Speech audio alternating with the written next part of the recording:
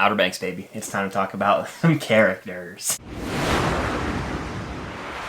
P4L. P4L, we are here to rank all of the Outer Banks characters from the most important to these random characters that sort of just appear here and there. We've got about 27 to talk about. You know, Outer Banks 3 just dropped on Netflix, so we've got 3 seasons worth of content for these characters. We have our tier list ready to go. I'm about to rattle those off, but before we do, be sure to hit that like button. Again, subscribe and hit that notification bell. Trying to hit my goal of 72,000 subscribers here on the channel. And also check out Cam's channel. All of her stuff is linked down below. But yeah, let's get into this thing. Are you excited? Yeah. I'm pumped. So the tiers we have today are best of the best, great, good, meh, and bad. My typical tiers that I always do here on the channel. These characters are fully randomized, and again, if we forgot any of these characters, let us know in the comments down below. But here we go. Kickstarting the list, Sarah Cameron, Madelyn Cline herself. We already know she's going right up here at best of the best, kickstarting with a bang. That's my wife. I love how she starts out as a kook, becomes a pogue over the course of the seasons, and in season 3, she is dealing with some trauma. Full pogue. She has nothing. Yeah. No family, no house. Absolutely. It's tragic to see. At one point, no husband. Ooh,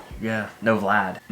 Bummer. But yeah, she's the best of the best. Next we have JJ's dad, whose name is Luke. This character is a bum. He is a terrible father to JJ, and I'm an abuser. He's an abuser. Bad. He's bad? Yeah. I mean, he serves a purpose in JJ's story, but as an actual character, he's a piece of shit. Next up we got Carlos Singh, who is the new big bad villain who was introduced.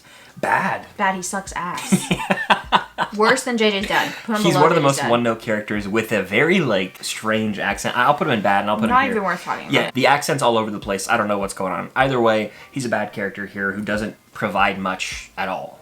Like, he's just a vessel to get them, you know, on this treasure hunt. Next we got Ward, father of Sarah Cameron. I'll say right now, this is one of the better performances in the entire show. For sure. If we were ranking them based off of, like, acting performances and ability, he'd be best of the best. Yeah. But character-wise, Ward is kind of a shitty dad. I think he's a great character. I don't know if he should be best of the best. I'm thinking maybe great.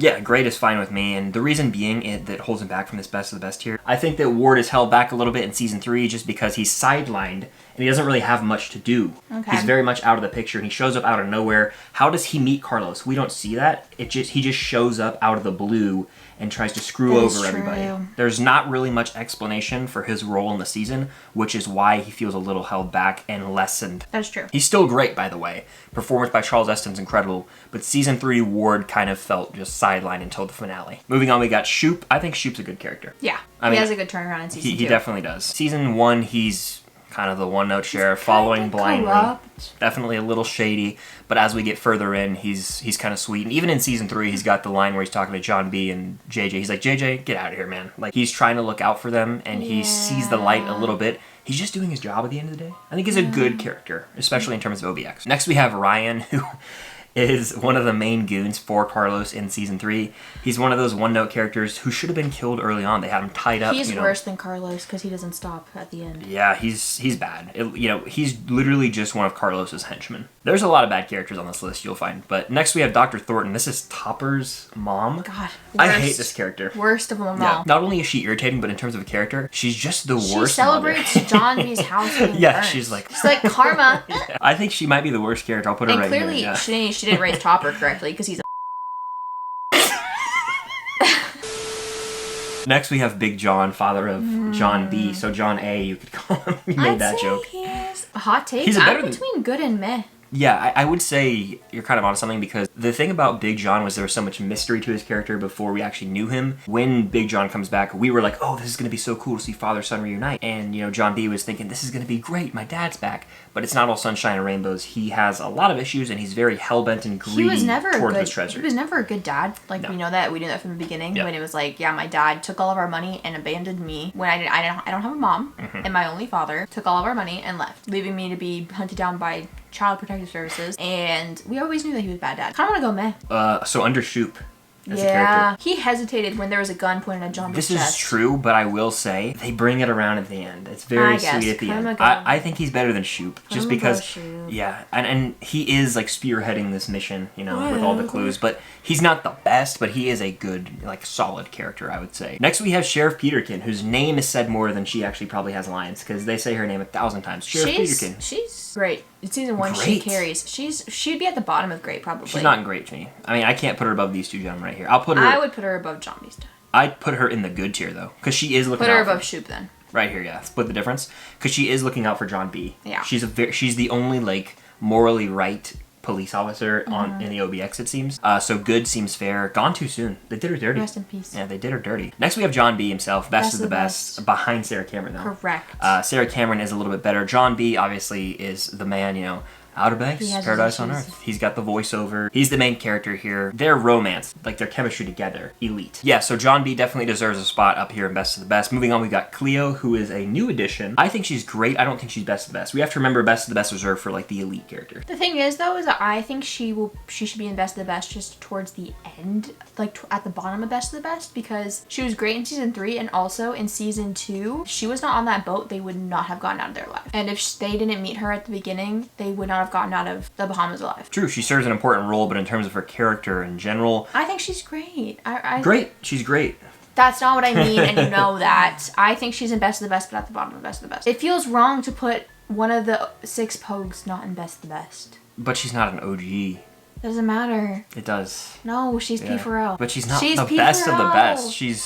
She's not best of the best. She is. She's just at the bottom of it. I love her. She is a great character. She's gonna put all the original Pogues up there. Not necessarily, Cam. There's one character or two you're missing. Are you putting her above or below Ward? I put her right here. Ward as a character is better than Cleo. Okay. Next up, we have both of Key's parents. They both suck. Spoilers for season 3. They send her to like an adventure camp that's like they like therapy. abduct her and take her away. And I'm not Key's biggest fan. Watching her get literally kidnapped and abducted off of her property was batshit crazy. If my parents ever did that, I don't even have words. Yeah, these characters, like, I get they love their daughter, but they don't show it in the best ways. They're so wishy-washy towards her. They'll be like, oh, we're so happy to have you back, and then they just hate her for a second. They try and alienate her, and it's just like, learn. No, they literally suck. Yeah, below Topper's mom. Ooh. Below Topper's mom. Topper's mom. Below Topper's mom. Both of them. Now, we have to order them. Which one's better than the other? The mom is worse. So you're thinking dad and then mom.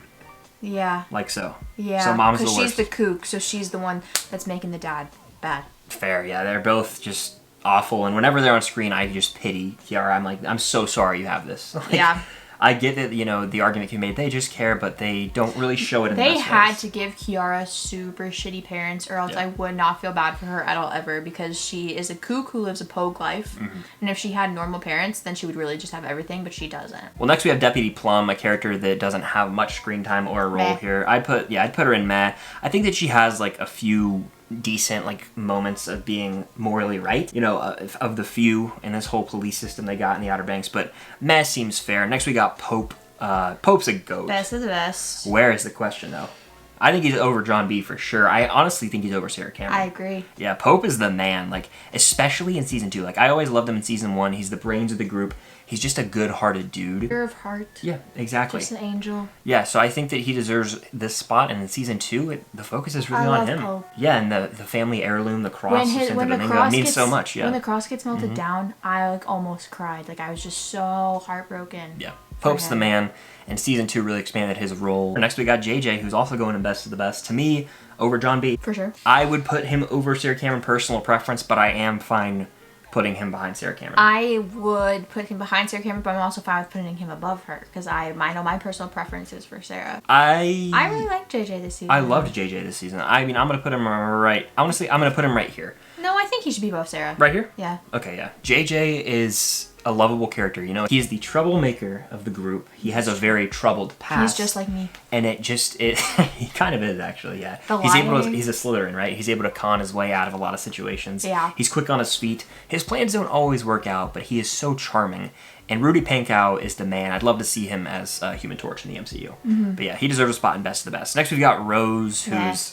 yeah, Matt, I'd say... She wasn't even in this season. Barely. She was barely in it. I'll put her above Deputy Plum just because she's more prominent of a character, but she's meh. She's literally like a trophy wife for Ward, let's be real. Next we have the history teacher whose name is Mr. Sun. He always gives them like little pieces of advice here and there. I don't think he's a bad character though. No, he's just like... I'd put him in the back of Matt. He maybe has like right 5 minutes of screen time. Like, yeah. That's being generous. Very minimal presence, you know, in this show and role. Matt feels appropriate for him. He actually really played a big role in the Denmark Diary, though. Next, we've got Rafe. This is a character who is incredible. Yeah. I mean, in terms of a character, he is falls off the deep end every season. He's slowly and slowly losing his mind. Drew Starkey plays the role so well. So good. And the father-son dynamic between him and Ward is what really sells it. I think Rafe as a character is best of the best. I agree, but where I think he's over John B. Cam. I think he is. I think he's not above these three. He can't be above But Sarah. I think that he's right here. Like, Rafe is so disturbed, and it's wild to see this man just pull off these crazy performances and his antics. I think season 3, his hair being shaved Mm-hmm. did a lot for his psychopath tendencies. Next, we have Terrence, who's barely in the beginning of season 2. Meh. Like, Below teacher. right here. Yeah. Yeah, that seems appropriate. He has a few funny moments when he tries to con, John B. and Sarah out into getting the gold from, Ward's place down in the Bahamas. But yeah, meh feels right. Next, we got Pope's dad. I think his name is Bobby, actually. Bobby Heyward. Good. Yeah, good. Below shoot. He has some moments where, like, you feel for him, but he also is very valid. Yeah, I know. He's the most valid father. Yeah, exactly. And he, we'll put him right does here. a good job at, like, he does what Kiara's parents don't do, where he's like, I know you're going to go and do this no matter what I say. Yeah. So, like, try and do it safely, maybe. Next up, we got Topper. Topper is a prick. Topper is just... You love to hate him, though. Do I, though? I just think that he is, like, the human embodiment of the cringiest man that could ever be thought of ever on this earth ever. No arguments for me. And then, especially with his behavior Oh at my the end God.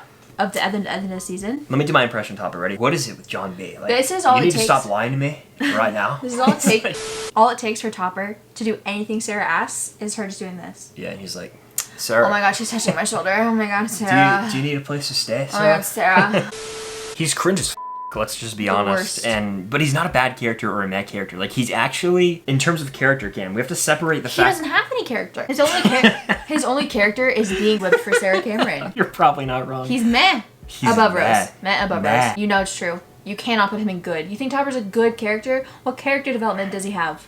He's never nice to the Pogues. He's only nice to Sarah because he just wants her. I think in it's his just bed. because whenever he's in a scene, I'm like... It's funny. Yeah, I'm intrigued too. I'm like, If you're what? thinking about his Yeah. character, there is no character. He's the best in meh, though. Is that what you agree with? Yes. Yeah. So yeah, he's meh, but his presence is welcome because he adds to the drama. He's funny. That's about it. Yeah, I would have dropped your ass, John B.